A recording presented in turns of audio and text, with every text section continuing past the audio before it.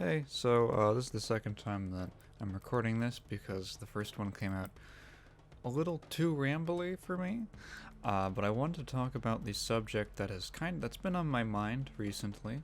I spin a wheel, and it has about 5 different topics on it, and that's what I choose to think about for the day.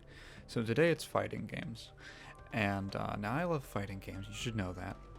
I use music from fighting games in like almost every video that I make. And I'm a huge Guilty Gear fan, so obviously I've been paying attention to the Guilty Gear Strive beta, even though I was not able to participate in it, because I don't own the console.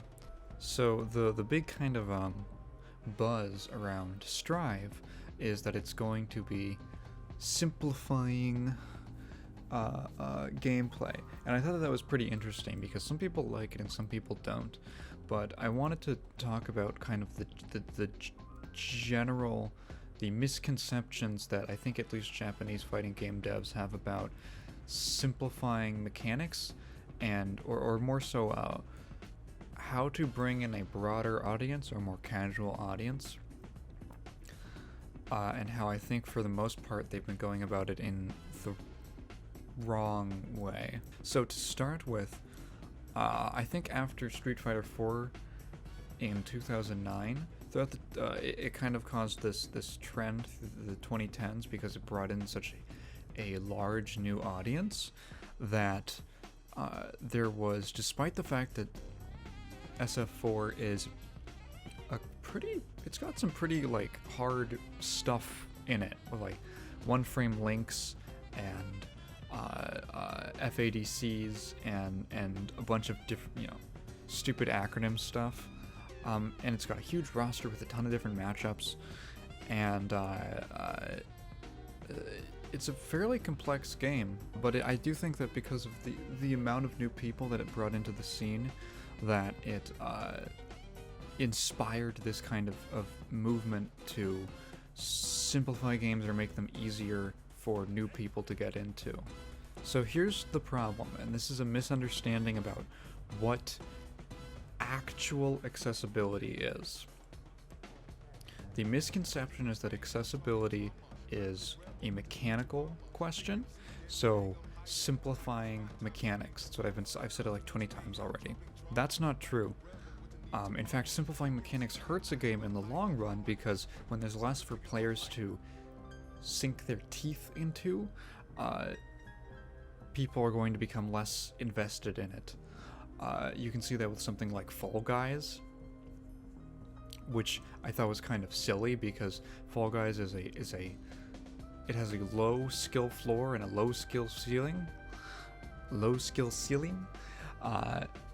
and yet it's obviously designed to be like a party game, but people were treating it as if it was some like esport that you're supposed to like grind out or something silly like that.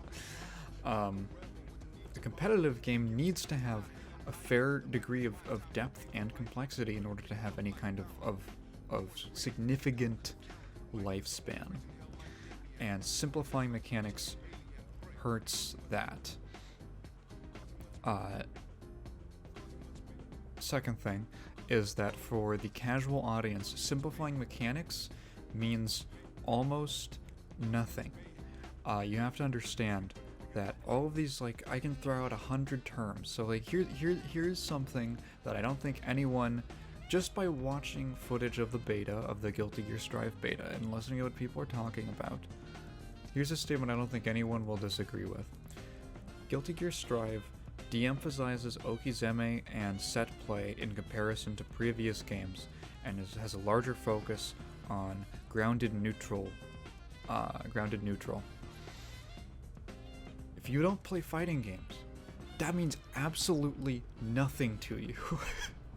That is total like, I could have made up every word in that sentence and you wouldn't know.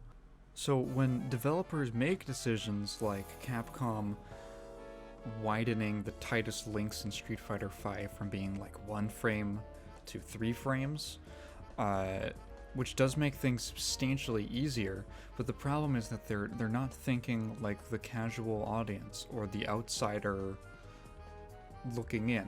They're thinking like people who already know and understand fighting games. For people who already know and understand fighting games, those changes are usually just at best kind of benign, kind of nice that it's a little easier, but a lot of people find that it creates less room for like skill expression and stuff like that. The things that newbies actually care about are things like single player content. So the launch of Street Fighter V was like disastrous. If you were paying attention at that time, it launched with basically no single player content. And if you go and read through like every single Metacritic review, every single user review, there's this stark difference between the professional journalists and the Metacritic users. The words skeletal and bare bones come up a lot when you read those. The truth is that most people look at fighting games, most people consider buying fighting games the same way they consider buying any other type of game. I'm paying $60 for this. Am I getting my money's worth in terms of content? And that comes down to things like roster size, single player content, general stuff to do. Smash Brothers, there's many reasons why Smash has such a large casual audience, but I think one of them is just how much single player content there is. Like, nobody wanted to play Brawl with me when I was like 8 years old with my Wii. I played Brawl almost entirely by myself, and I had a blast because there's just so much to do in that game outside of just regular like CPU versus battles. The next point is something that I think has been really lost on a lot of developers actually, and that is kind of what I want to get at is the heart of the issue, and that is actual accessibility. So actual accessibility, I'm going to talk about the death of arcades. So when people talk about arcades and the transition from arcades to an online environment, a lot of times they will talk about the big lamentation is over like the environment and the just, you know, the experience of playing a game in an arcade with other people in person. What I think was really lost, because I never went to an arcade, so yeah, you know, that's probably true. I never went to an arcade, so I don't have that experience, but I can say, I think unequivocally, what was lost from the transition of arcades to consoles and PC is ease of play. So when you're in an arcade and you're a kid, or you're just there, and maybe you're not big into fighting games. It's not a genre you have a particular interest in, but you see a cabinet with a game that looks cool, and you want to check it out. What is your barrier to entry? And in basically every case, it's going to be 50 cents. You can play the game. You can go through the arcade mode. You can play someone else. You get basically the full experience, or you at least get a taste of what the game is like for 50 cents. It's very cheap. Nowadays, your barrier to entry is you have to own a console or a PC. You need to buy the game for anywhere from $30 to $60, and when you're buying the game that has like, if you're like a year or two late, you also are saying, okay, I can buy this game if I enjoy it and I want to invest more time. I also have to spend more money on DLC and season pass content. It's a big investment is what I'm saying from a monetary point of view. And this is a problem for a genre that's really hard to get into, or it's really just hard in general. I wouldn't say it's that hard to get into, particularly if you can just play one. The problem is these games are difficult, and it's hard to know whether or not you even enjoy it before like jumping full in. So if you look at numbers for a game like Brawlhalla, which is free to play, that game in terms of like player numbers, in terms of like prize money and tournaments, totally trumps almost basically every other fighting game, traditional fighting game, on Steam at least, where you can see the numbers. And I think that there's a good reason for that, and it's that it is free to play. I don't know anything about Brawlhalla's complexity, but I know it has a bunch of characters, and I want to draw a comparison between that and MOBAs. So if you go back about 15 years, the big esports were like StarCraft and Halo, competitive Halo and StarCraft. Jump forward to today, and you can see two evolutions, because now it's League of Legends and Counter-Strike. So in this new environment, the games that are now the most popular in the world are free-to-play games that have microtransaction monetization systems. And I think that is a huge part of getting people into these genres, into these games and these genres in general, because League of Legends is a hard game. It's super complex. You can play that game forever. There's professional players who have been playing League for going on 10 years at this point, and they still say that they learn something new about it every day. Or, you know, constantly. Maybe not every day. It's a hard game, and it's a big investment, but it's free. So you can try it, and if you don't like it, it's no skin off your back. You lost maybe a few hours. It's just some time you invested to find out that you didn't enjoy the experience. If you want to buy a fighting game, you have to spend all that money, like I mentioned before. Then you play it, and if you just don't like it, you have like this buyer's remorse, because there's not much to do outside of going online. Maybe you can do if it has some good single player content, but in general I think games have less single player content now.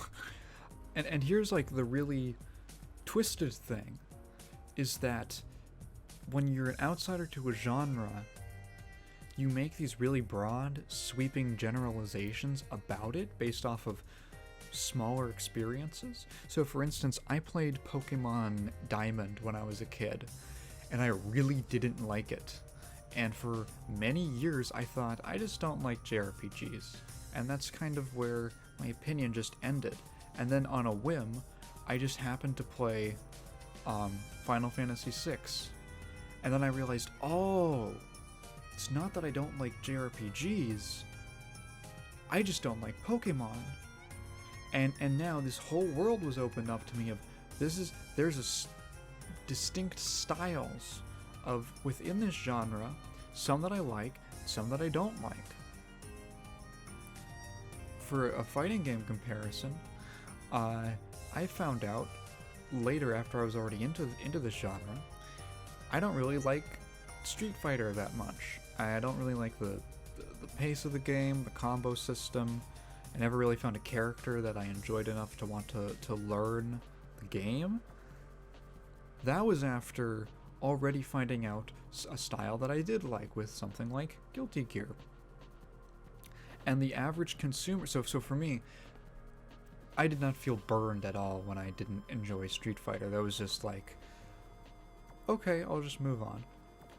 For the average consumer, if they play Street Fighter and they're like, I don't really like this, they're not going to come to the conclusion of like, I should play another game. I should just, they have no reason to try any other fighting game based off of that experience.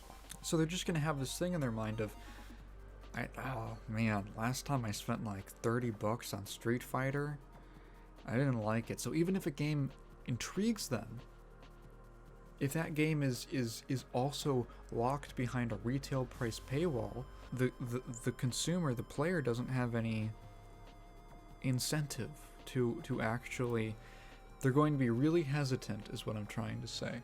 Much more hesitant than if they had started with a game that was either really cheap or free to play.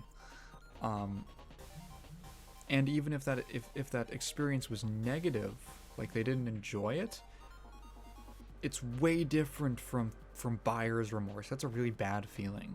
People are willing to play games that are very complex and that have a lot of depth. People are willing to learn what 150 plus different champions do with all of their different skills, and at what points in the game they're stronger or weaker, and how to do all these concepts like wave management and item builds, and they're willing to play a shooter and train their twitch reflexes so they can get headshots, and that they can learn the maps and they can learn the properties of every gun. They're willing to do these things. But there needs to be two things, I think. One, they have to enjoy the game on just a basic level. Is playing this game by itself fun? And that's going to change depending on what the game is. Again, I don't really like Street Fighter. I really like Guilty Gear. So I'm willing, even though a game like Plus R is just like stupidly hard to learn, I like playing it, so I keep playing it. Compared to like Third Strike, which I didn't enjoy that much, and I would say has an equivalent level of like skill and mastery, just from what I've seen. But I don't have the desire to really like learn Third Strike. Where was I going with that? So, number one, it's important that the player is able to at least try your game to see if they like it.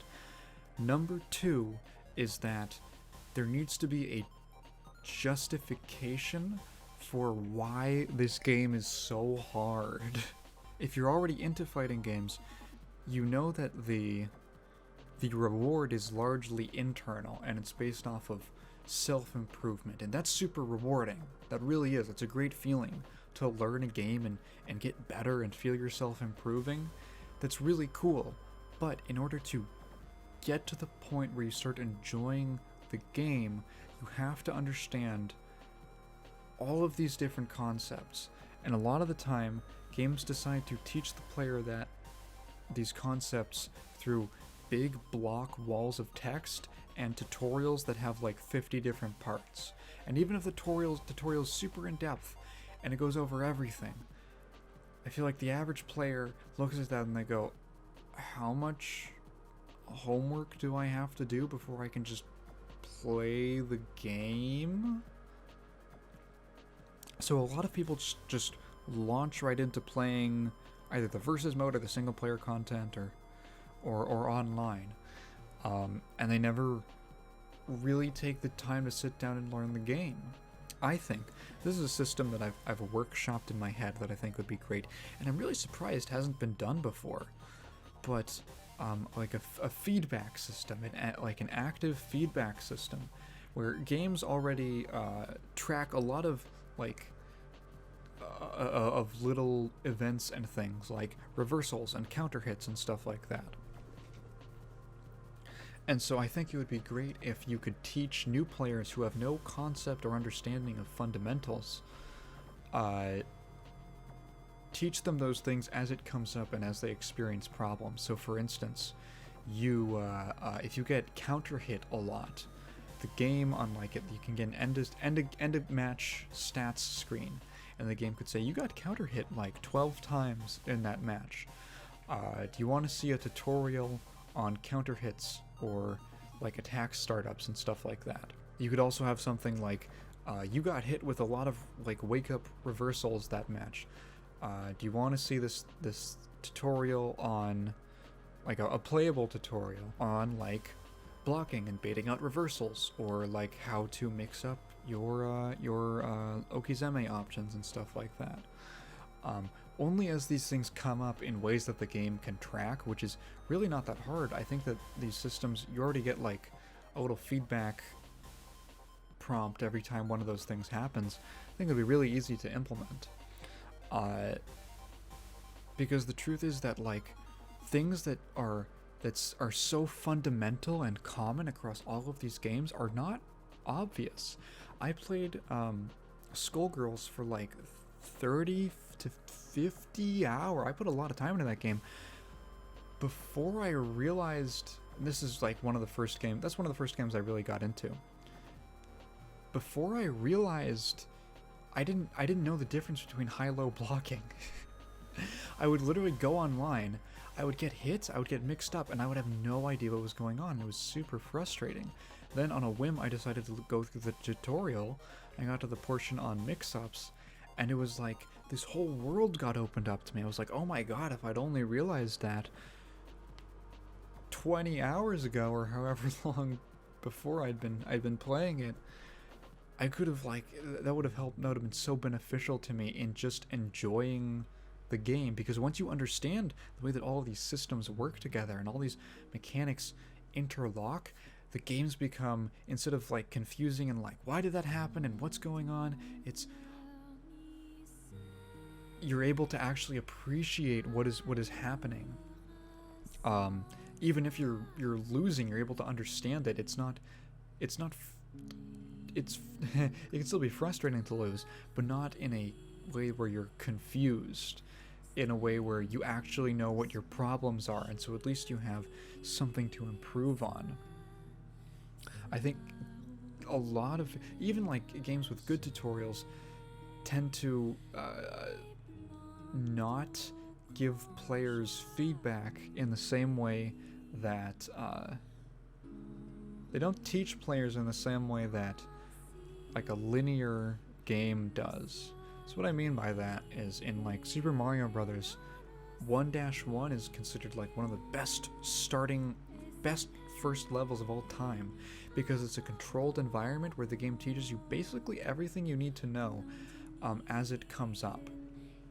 And now you can't control what the player is doing in a fighting game, but you can respond to what they're doing as it's happening.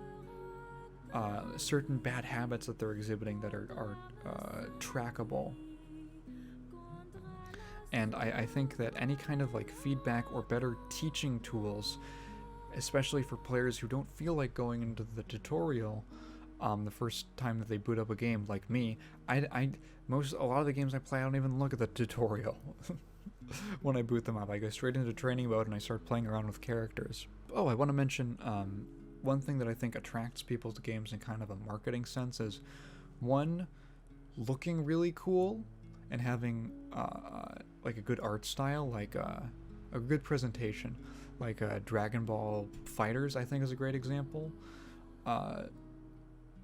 where that game's aesthetic and its appeal to just Dragon Ball fans. There's people who just love Dragon Ball or anime in general who saw Dragon Ball Fighters and were just so impressed by the art style that they just bought it for that reason.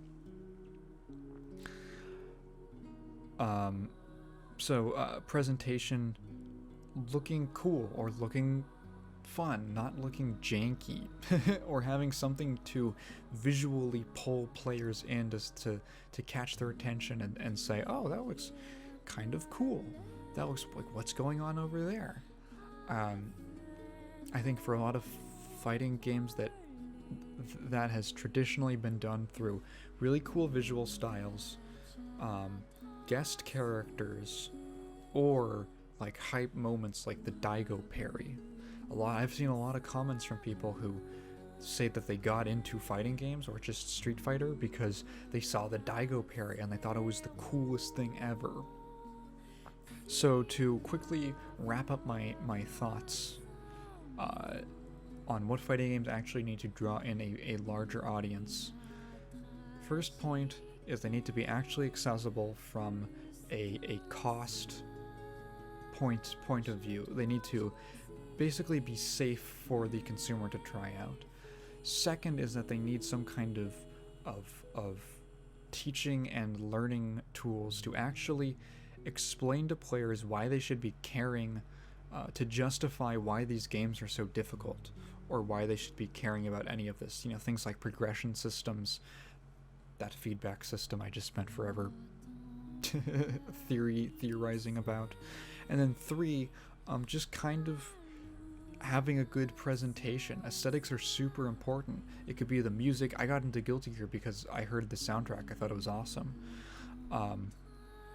It could be it could be the music. It could be the visuals. It could be recognizable characters. It could be just systems that make for really hype, cool-looking gameplay.